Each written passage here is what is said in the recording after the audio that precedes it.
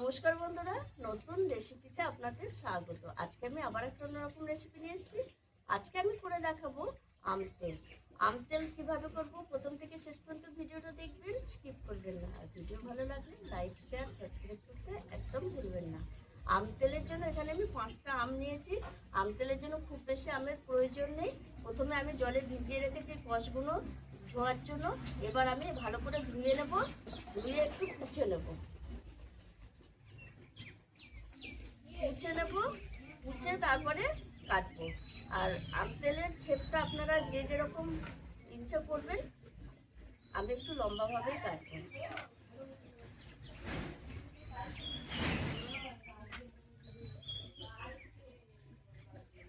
ধুয়ে ভালো করে কুচে নিয়েছি। এবার আমি কেটে নেব। আর এটা আমি ছাল ছাড়াবো না, ছাল সমেতই রাখবো। এই দেখুন বন্ধুরা, আম তেলে এইভাবেই রাখবো। আর হালকা বাঁকড়া হয়েছে, খুব বেশি বাঁকড়া হয়নি। আর এরকম লম্বা শেপে আমি কাটবো। আপনারা যে কোনো শেপে কাটতে পারেন, আমি লম্বা শেপেই কাটবো।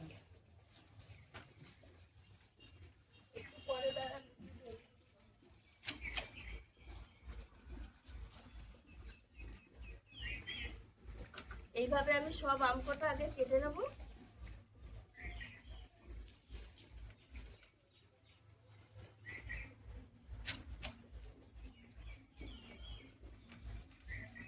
এইভাবে আম তেল করে রাখলে অনেক দিন থাকে।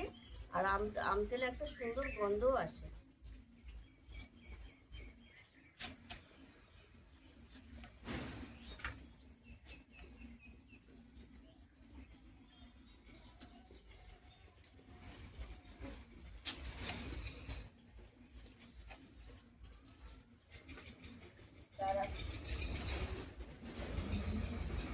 আম সব কাটা হয়ে গেছে।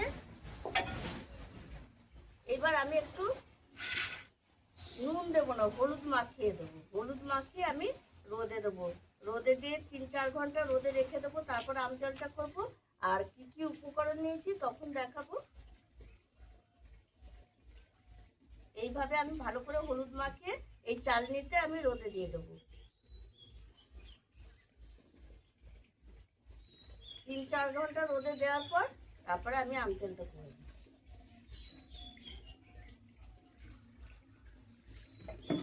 আর নুন দিলে জল ছেড়ে দেয়, ওই জন্য নুনটা আমি দেব।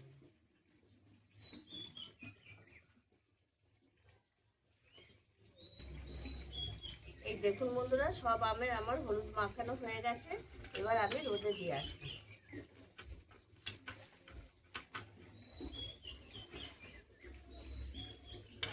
এইবার ছাদে আমি রোদে দিয়ে আসবো।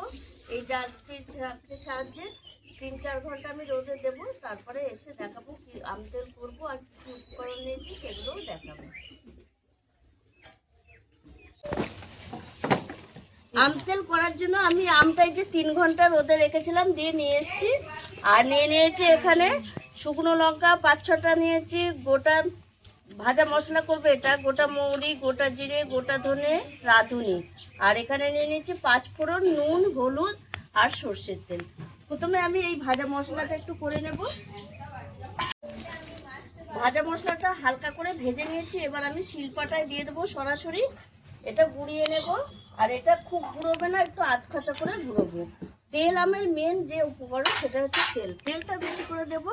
তাহলে দিয়ে তেলটা বেশি করে দিলে আমটা প্রতিদিন একটু রোদে দিলে আরও সুন্দর গন্ধ আসবে, খেতে ভালো লাগবে। এবার আমি কড়াই বসিয়ে দিয়েছি। কড়াইয়ে দিয়ে দেবো তেল।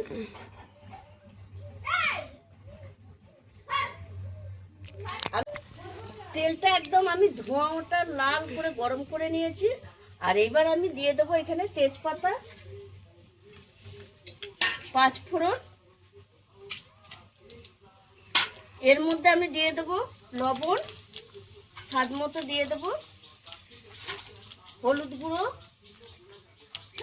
যেহেতু হলুদ মাখানো আছে। এইবার আমি এই আমগুলো দিয়ে দেবো। তেলের মধ্যে আমটা দেওয়ার পর আমি 2 মিনিট মতো এরকম নেড়ে চেড়ে নিয়েছি। বেশি নাড়বো না, বেশি নাড়লে গলে যাবে। আর এইভাবেই রাখবো। দিয়ে এবার আমি মশলাটা দিয়ে দেবো।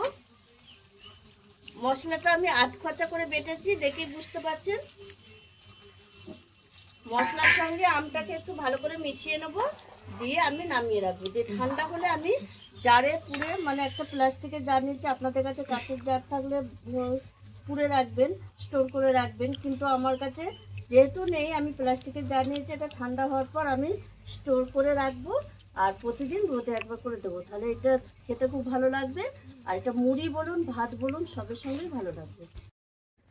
দেখুন বন্ধুরা, এবার আম তেল ঠান্ডা হয়ে গেছে। এবার আমি এই জারে ভরে নেব, দিয়ে দেব। আমি সব আম তেলটা জারে ভরে নিয়েছি। এবার আমি এই দেখুন আমার রান্নাঘরে ইয়েতে রোদ এসছে, রোদে দিয়ে দেবো।